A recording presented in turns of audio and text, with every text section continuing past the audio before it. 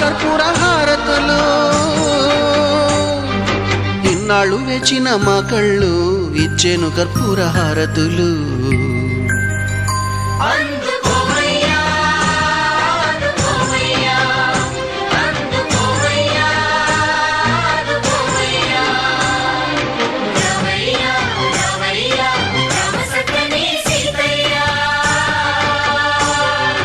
రావయ్యా రావయ్యా